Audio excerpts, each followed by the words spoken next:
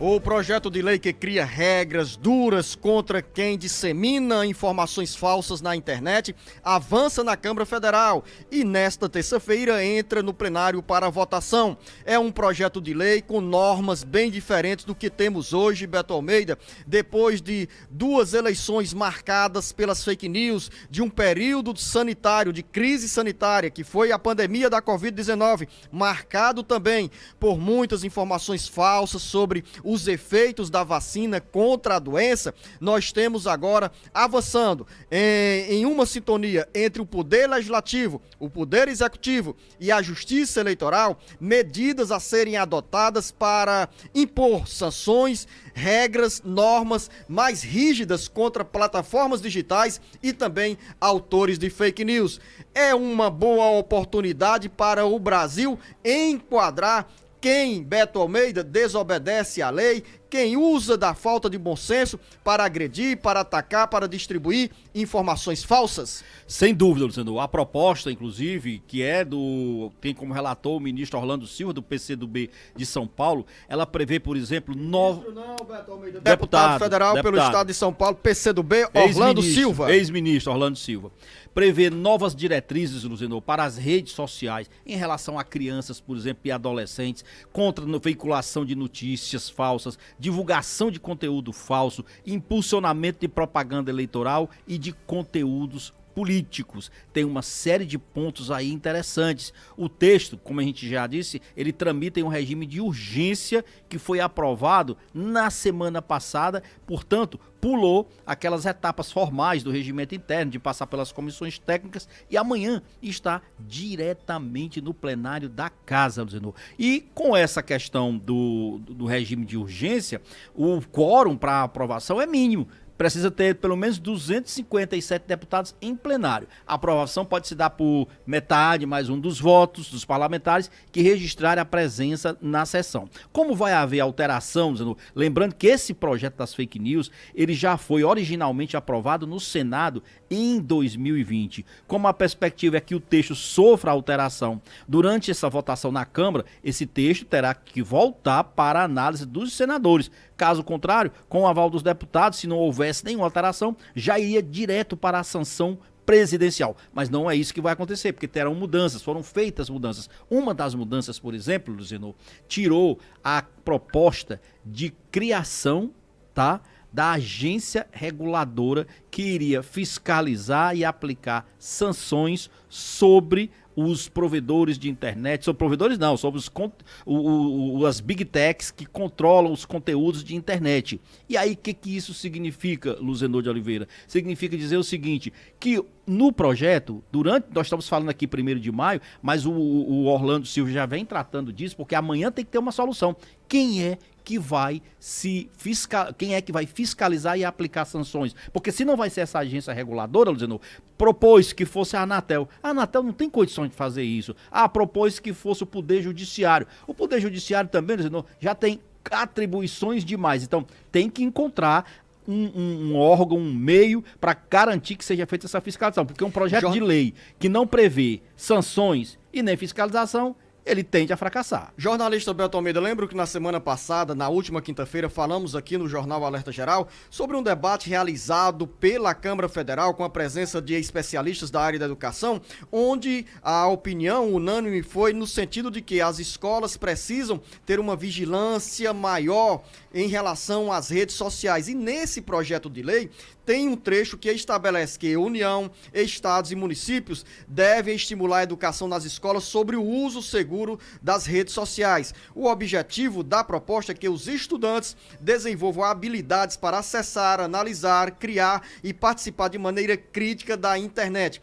É importante esse trecho aqui, mesmo com esse buraco que você faz referência em relação à ausência nesse momento da punição para quem espalha notícias falsas, que esse envolvimento das escolas com a participação de diretores, professores, estudantes, é importantíssima essa participação, porque desperta curiosidade, reflexão sobre o formato do que nós temos hoje nas redes sociais, porque uma das características atuais é simplesmente receber transmitir a informação sem a preocupação de saber se aquela notícia, se aquele conteúdo é falso ou verdadeiro. Então, esse debate já deixa essa contribuição e que nós tenhamos o avanço com a aprovação do projeto de lei, chegando à sala de aula para o envolvimento direto de professores, diretores e alunos nessa discussão tão importante que mexe com o presente e principalmente com o futuro de todos nós. E a gente fala exatamente dessa importância, Luzenor, da participação da comunidade escolar,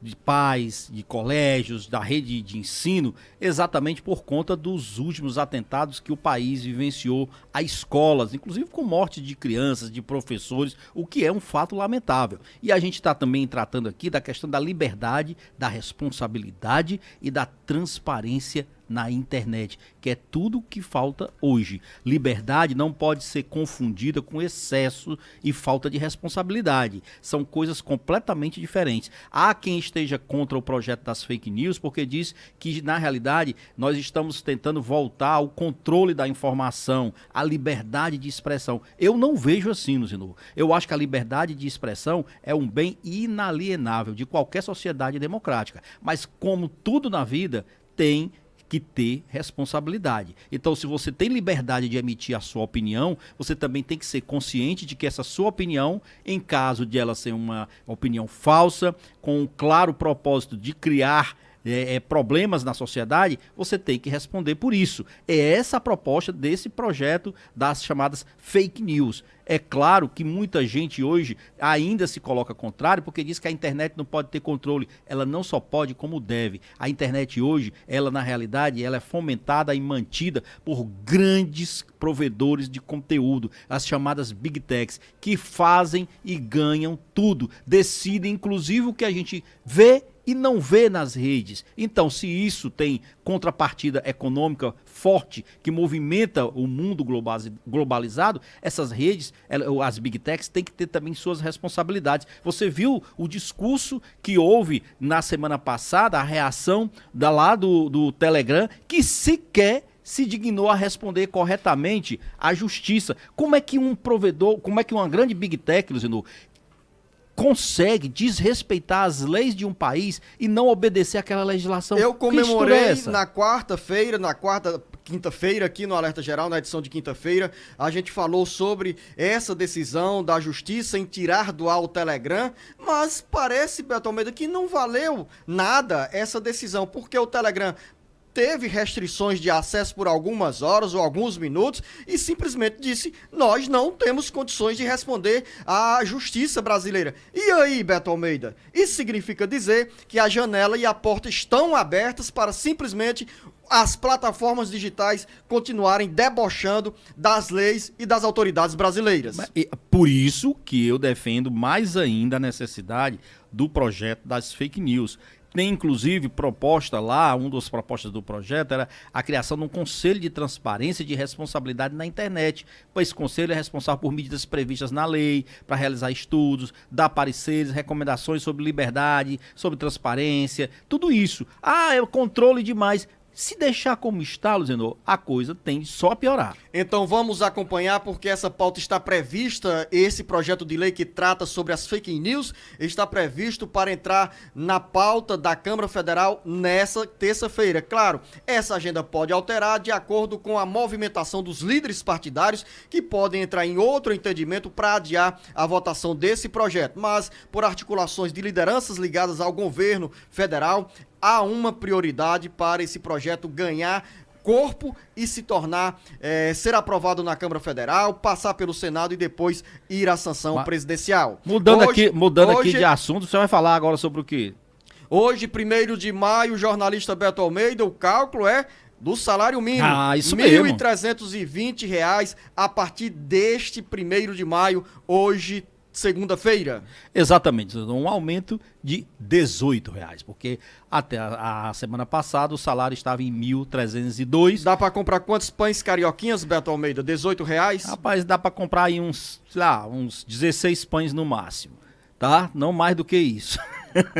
Esse compra pão todo dia, né, Eu compro, Marcos? É isso mesmo. Ele calculou que um pão custa R$1,10. É isso aí, tá isso nessa mesmo, faixa né? aí, exatamente. Bom, é lógico que o presidente Lula, inclusive, está combinando, querendo participar, inclusive, hoje dos atos, né, do 1º de maio na capital paulista, para, inclusive, anunciar essas questões, porque o aumento do salário mínimo, mesmo pouco, mas ele fez isso por meio de uma MP, de uma medida provisória. E a questão, Luzenor, de como vai ser, então, a reposição do salário mínimo com a correção da inflação e ganhos reais? Aí é outro debate. Esse outro debate é o que o presidente Lula disse que quer anunciar e, principalmente, dizer o seguinte, ele quer voltar àquele período dele em que o salário mínimo era corrigido pela inflação e mais o crescimento do PIB nos últimos 2 anos, porque aí daria de fato um crescimento real para o salário mínimo. É uma notícia que realmente, se for implementada, é boa, porque esse formato deixou de ser aplicado durante a gestão do governo Bolsonaro, que só passou a dar basicamente a reposição da inflação. Quando você apenas dá a reposição da inflação, você não está dando ganho real, você só está recompondo perdas. E o salário mínimo, para ele ser valorizado mesmo, ele precisa recompor as perdas da inflação e mais algo mais para ter um chamado ganho real. Vamos falar sobre a agenda das eleições de 2024. Aí você pode dizer, Luzenor, eleições municipais, para o eleitor é uma pauta bem distante, mas para os partidos políticos, como conta agora o repórter Carlos Alberto, o assunto já faz parte do dia a dia. E um dos casos que chamam a atenção é a movimentação das lideranças nacionais do Republicanos, que projetam dobrar o número de prefeitos em todo o Brasil com as eleições de 2024. E esse trabalho já começa agora.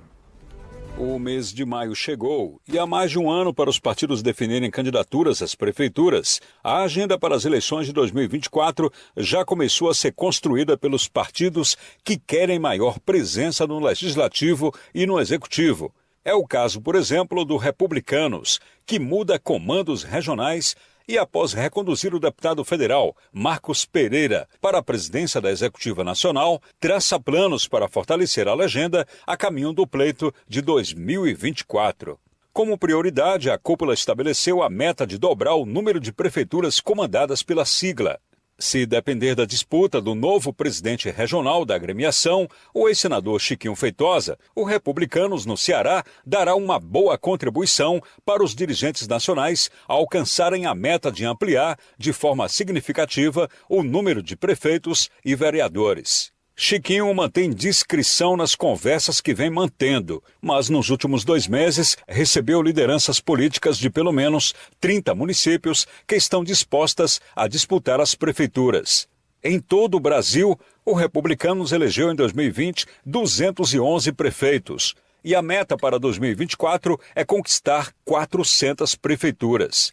Com redação do Ceará Agora, Carlos Alberto. É uma estimativa, uma projeção dentro do Republicanos. Claro que outras siglas, jornalista Beto Almeida, também fazem essa projeção para ampliar o número de vereadores e o número de prefeitos nas cidades, sejam pequenos municípios e principalmente as médias e grandes cidades onde estão os eleitores em maior número. São preparativos de uma para outra eleição, porque quem sai das eleições municipais com a base eleitoral mais ampla nos municípios acaba tendo um espaço melhor para as eleições de 2026. Essas projeções tão otimistas do Republicanos, que é o partido da Igreja Universal, Luzenor, ganhou força com o Marcos Pereira, que é o presidente do partido, que foi reconduzido ao comando da sigla na semana passada por mais 4 anos. E aí, na meta do Republicanos, é aumentar esse número de prefeituras,